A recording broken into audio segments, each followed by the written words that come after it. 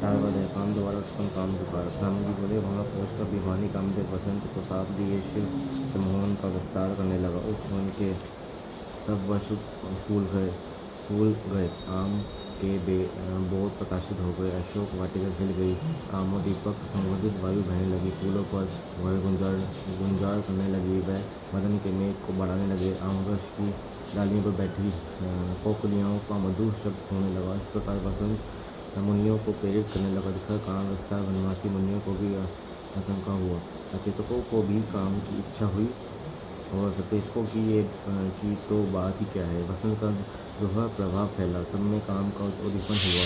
तब असमय में भी वसंत का आगमन देख भगवान शंकर को बड़ा आश्चर्य हुआ, परंतु वह पूर्ववत अपनी तपस्या में फिर लीन हो गए। तब यति सहित कामदेव आन बान चढ़ा कर शिव के वाम भाग में जा बैठा। श्रृंगार भी अपने गणों सहित शिव जी के समीप स्थित हुआ। मनोज होते हुए भी कामदेव शिव जी के बाहर भी उसका कोई चित्र देखने के लिए खड़ा रहा, परंतु उनमें ऐसा कोई भी दोष न पाए जिससे वह उनमें प्रवेश करता। इससे वह बहुत भयभीत हो गया और सामने से हट भी न सका।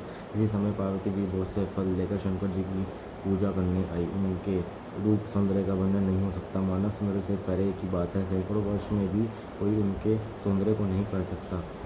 पार्वती जी के पहुँचते ही शंकर जी ने क्षण भर के लिए अपना ध्यान त्याग दिया और एक क्षण के लिए वहाँ स्थित हो गए। इस शिविर को पाकर रामचंद्र ने उन पर अपने बाण चला उन्हें प्रसन्न करना आरंभ किया। कई बाण छोड़े, उनकी सुगंधी भी शंकर जी को लगी। उस समय पार्वती जी उनकी पूजा कर रही थी और जब पूजन कर उन्होंने उनका दर्शन किया तो शंकर जी ने भी उनकी ओर देखा। तब स्त्री स्वभाव से अथवा लज्जा से उन्होंने अपने अंगों को संकुचित कर लिया। उन्हें संकुचित होते देख शिव जी उनकी रूप रचना की प्रशंसा करने लगे। उन्होंने प्रत्यक्ष कहा कि सृष्टि का लालची मानव विधाता से उन्हीं ने एकत्र कर उसका निर्माण किया है। इसमें संदेह नहीं कि ये सर्वांग सुंदरी है। अहो, इस अद्भुत रूप वाली पार्वती को धन्यवाद है कि जिसके समान त्रिलोक्य में भी कोई सुंदरी नारी नहीं है।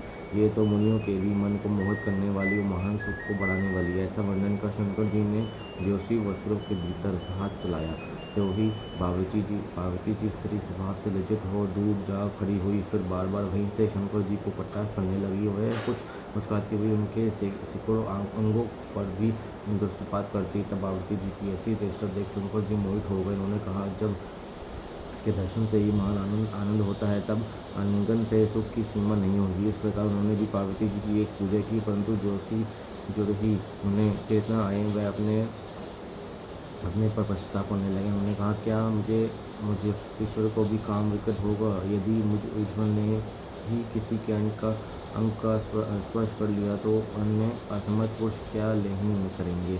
ऐसा वह वैराग्य को प्राप्त हो। पार्वती जी के प्रत्यंत आचरण से प्रवृत्त हो गए। सर्वात्मा परेश नहीं कहीं प्रतीत नहीं हो सकते। श्री महापुराण दृश्य पार्वती का 18 अध्याय।